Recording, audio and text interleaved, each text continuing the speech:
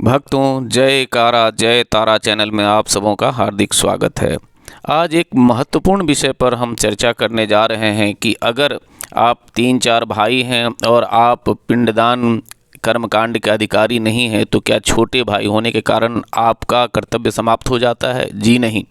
आप भी जो है कुछ विधियों के साथ अपने पितरों का आशीर्वाद ले सकते हैं।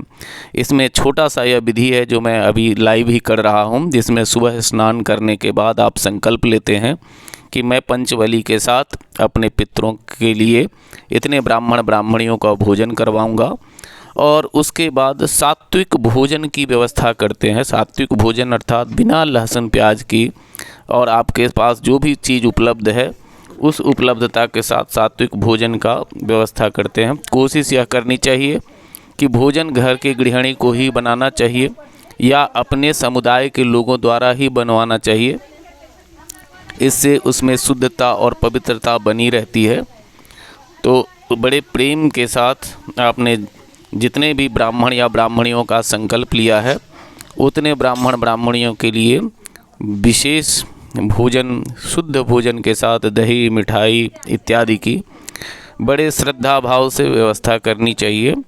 और पुनः जब यह भोजन बन जाता है तो भोजन बनने के बाद फिर सायंकाल में सबसे पहले स्नान करके तुलसी का पत्ता, सभी बने हुए भोजनों में एक एक तुलसी का पत्ता अर्पण करना चाहिए और एक जगह गाय के गोबर वगैरह से बढ़िया से पवित्र करके और वहाँ पर विष्णु पूजन करना चाहिए। सबसे पहले सफ़ेद वस्त्र वगैरह धारण करके और विष्णु पूजन, विष्णु जी को भी एक पत्तल पर सारे व्यंजनों का भोग लगाना चाहिए। तत्पश्चात और 7 पत्तों पर जो है सभी व्यंजन को परोस कर इसमें से 5 पत्तों पर एक गाय को, एक कुत्ता को, एक चींटी को, एक कौवा को और एक देवगणों को समर्पित करना चाहिए।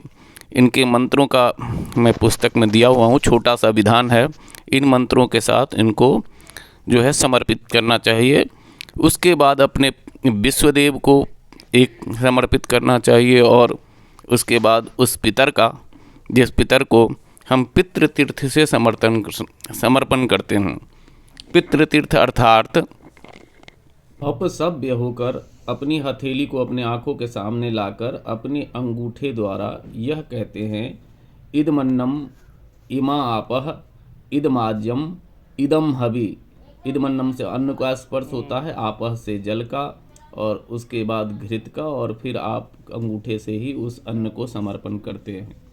तो इस तरह पितृतीर्थ से आप अपने पितरों को समर्पण करने के बाद बढ़िया से ब्राह्मणों के लिए बैठने का जगह जो है बड़ी पवित्रता के साथ जो है ब्राह्मणों को बैठने का आदर के साथ बनाना चाहिए। ब्राह्मण आने पर उनके पैर धुलवाकर और फिर उन्हें भोजन परोसना चाहिए और उन्हें प्रेम से एक एक वस्तु का तरीके से सभी ब्राह्मणों को आदर के साथ उन्हें भोजन करवाना चाहिए। और इस बात का ख्याल रखना चाहिए कि जितना भी आपका पास जगह हो तो कई बार 5 या 6 पाले में जो है पूरे ब्राह्मण खा पाते हैं। तो ऐसे में उन पहले पाली के खाए हुए ब्राह्मण का जो जूठन होता है वो बड़ी पवित्रता से साफ़ करनी चाहिए, ताकि दूसरी बार जो आए हुए ब्राह्मण हैं या ब्राह्मणियां हैं उनको किसी भी तरह का, किसी के अन्न कण या किसी तरीके का कुछ जूठन वहाँ पड़ा ना मिले। ऐसा पड़ने होने से दोष होता है, क्योंकि ब्राह्मण को एवं ब्राह्मणियों को पवित्र स्थान पर ही भोजन करवाना चाहिए और बड़े ही शांति के साथ उन्हें भोजन करवाने के पश्चात जब वो सभी ब्राह्मण भोजन कर चुके हैं तो फिर एक, वैसे तो संस्कृत में वाक्य आता है कि बचे भोजन का हम क्या करें, उनसे पूछना चाहिए और उनसे यह सुनने पर कि बचे भोजन का आप अपने परिवार के साथ, इष्ट मित्रों के साथ भोजन करो। उसके बाद ही परिवार के लोगों को जो है सो अपना भोजन करना चाहिए। और भोजन के पश्चात पुनः जहाँ आपने पूजा किया था विष्णु जी से लेकर और अपने पितरों का समर्पण भी किया था भोजन का, उस जगह को शुद्धता से साफ करके वहाँ एक आसन, एक लोटा जल और 5 सुपारी वगैरह रखकर एक दीपक जला देना चाहिए और उस घर को जो है सो बंद कर देना चाहिए।